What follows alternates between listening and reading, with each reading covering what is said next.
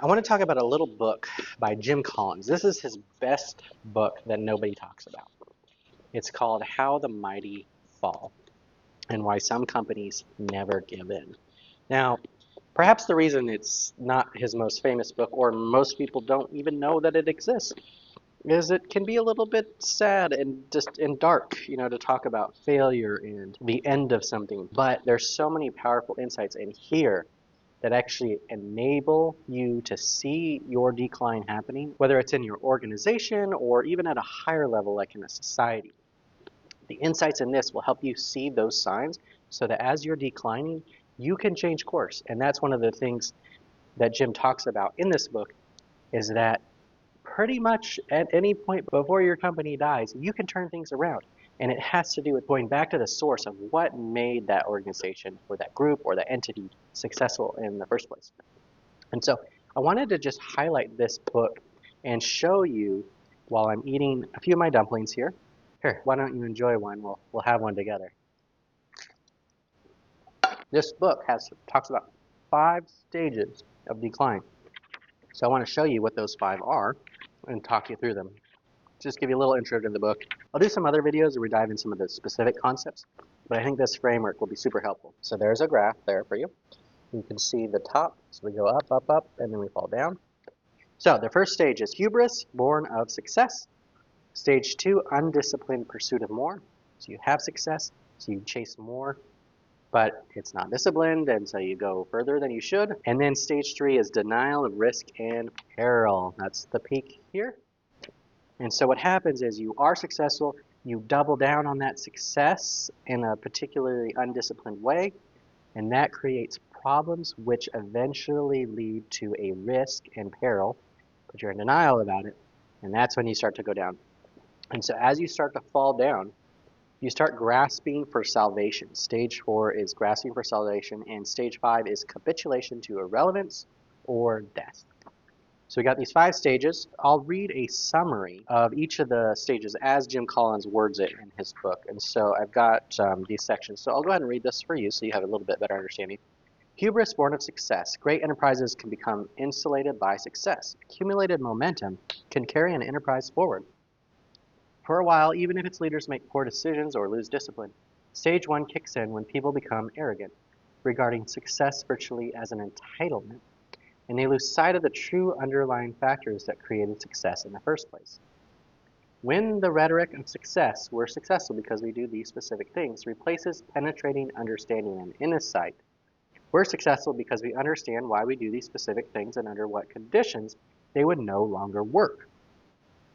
Decline will very likely follow after this failure. Luck and chance play a role in many successful outcomes, and those who fail to acknowledge the role luck may have played in their success and thereby underestimate their own merit and capabilities have succumbed to hubris.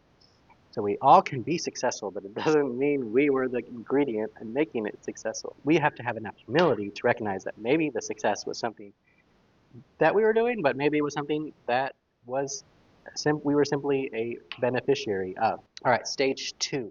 Undisciplined pursuit of more. Hubris from stage 1, we're so great we can do anything, leads straight into stage 2, the undisciplined pursuit of more. More scale, more growth, more acclaim, more of whatever those in power see as success. Companies in stage 2 stray from the undisciplined creativity that led them to greatness in the first place, making undisciplined leaps into areas where they cannot be great or growing faster than they can achieve with excellence, or both.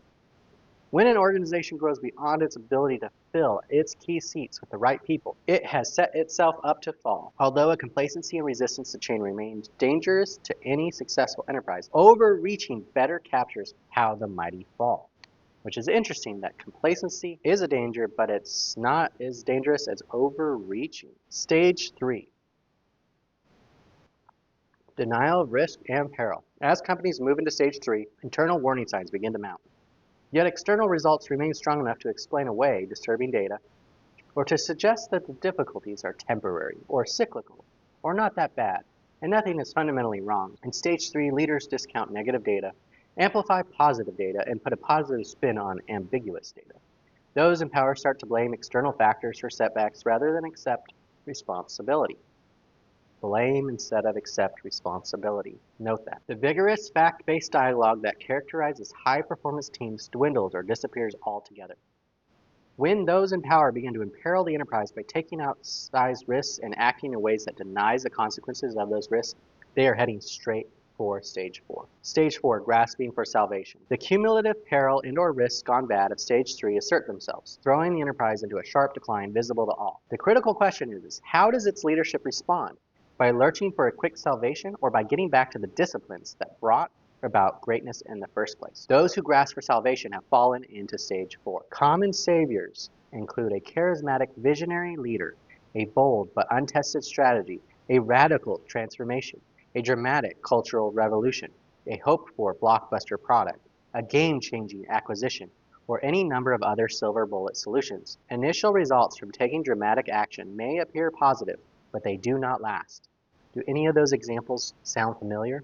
Sounds like our country right now. America is in this stage, grasping for salvation, particularly my political party, the Republican Party, who has embraced that charismatic savior who is simply perpetuating this decline and exploiting others on the way down. Stage 5, capitulation. 2, irrelevance or death. The longer a company remains in Stage 4, repeatedly grasping for silver bullets, the more likely it will spiral downward. In Stage 5, accumulated setbacks and expensive false starts erode financial strength and individual spirit to such an extent that leaders abandon all hope of building a great future.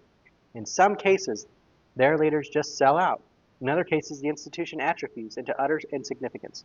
And in the most extreme cases, the enterprise simply dies outright. That's your little glimpse into how the mighty fall and the 5 stages of decline.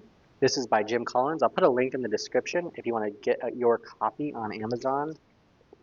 It's a short read. The pages are small and it's only 123 pages. You can literally read this in probably an hour or two, and there'll be so much in here that will change your life, your business, your freelancing, your small business, your organization, that it'll be well worth the few bucks you pay for the book. So go check this out, How the Mighty Fall by Jim Collins.